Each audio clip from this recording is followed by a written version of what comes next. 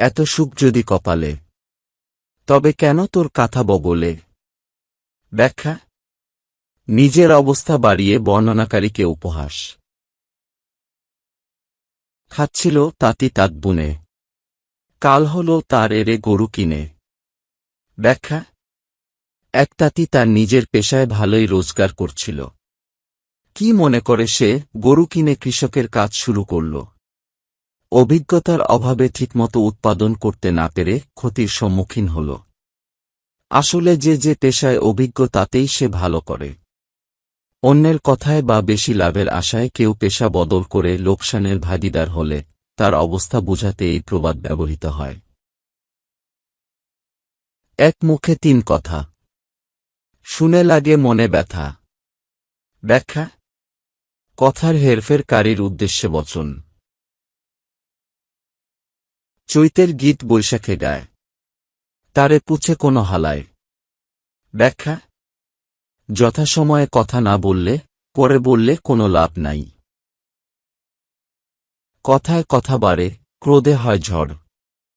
কথা না বাড়িয়ে সখী যাও তবে ঘর।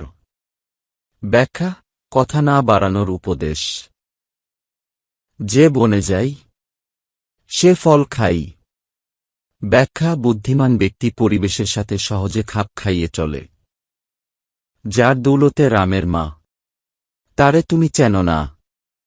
ব্যাখ্যা: যার দ্বারা কার্য সম্পন্ন হয় তাকে মূল্যায়ন না করা।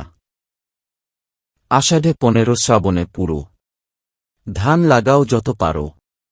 ব্যাখ্যা: আষাঢ় মাসের 15 তারিখ থেকে শ্রাবণ মাসের শেষ দিন পর্যন্ত ধান লাগানোর উপযুক্ত সময়। পটল বুনলে ফাগুনে, ফলন বাড়ে দ্বিগুণে। ব্যাখ্যা: ফাল্গুন মাসে পটল চারা বুনলে ভালো ফলন পাওয়া যায়। শোন রে বাপু চাষার পো, সুপারি বাগে মান্দার রো।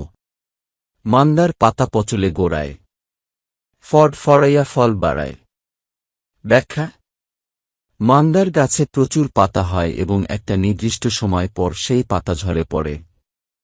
সুপারি বাগানে মান্দার গাছ লাগালে তার পাতা পচে ভালো জৈবসার হয়, এর ফলে সুপারি ফলন ভালো হয়। গাছগাছালি ঘন রোবে না, গাছ হবে তাতে ফল হবে না। ব্যাখ্যা: ঘন করে গাছ লাগালে সেখান থেকে আশানুরূপ ফলন হয় না, তাই একটু ফাঁকা ফাঁকা করে গাছ লাগাতে হয়। সুপারিতে গোবর, বাসে মাটি, অফলা নারিকেল শিকড় কাটি। ব্যাখ্যা: সুপারি গাছের গোড়ায় গোবর, জৈবসার আর বাঁশের গোড়ায় মাটি বেশি থাকলে তা ফলনের জন্য ভালো। আর ডাব বা নারকেল গাছে ডাব না হলে সেই গাছ কেটে ফেলাই ভালো। মাইয়ার নাম রামবালা, কান্দে আর বান্দে ছালা। ব্যাখ্যা: ঘটনা হল রামবালা গেছে বাপের বাড়ি।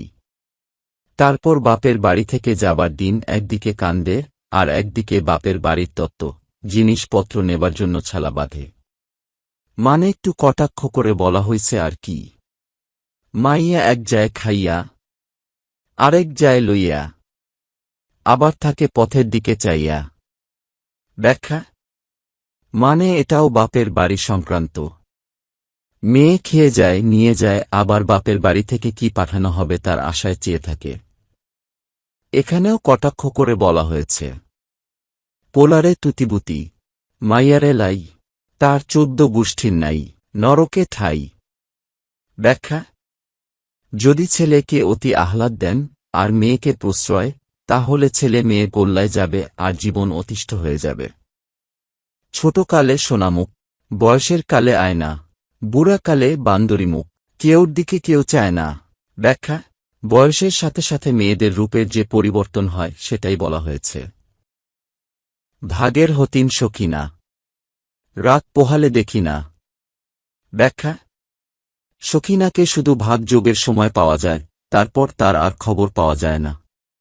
বোঝানো হয়েছে স্বার্থপর মানুষ কিংবা যারা শুধুমাত্র নিজেদের পাওয়ার ব্যাপারে সচেষ্ট। মোটে মায়ে রান্দে না, পান্তায় তেরসা। ব্যাখ্যা: গরিব মানুষ, তাদের বাড়িতে তো রান্না বান্নাই তেমন হয় না, পান্তাই তাদের তত্ত্ব। পাইলাম থালে, দিলাম গালে, পাপ নাই তার কোনো কালে। ব্যাখ্যা: পরে পাওয়া জিনিস এর কোনো মালিকানা নেই, যেই পাবে সেই নেবে। তোমার আছে, আমার নাই। রস চুরিতে পাপ নাই। যদি করো বাড়াবাড়ি, থাকবে নাকো রসের হাড়ি। ব্যাখ্যা: রস চুরি হালাল করার অজুহাত, বাড়াবাড়ি করলে রসের হাড়ি ঢিল দিয়ে ভেঙে দেওয়া হবে। রস চুরি করে এই ছড়া কাটা হয়।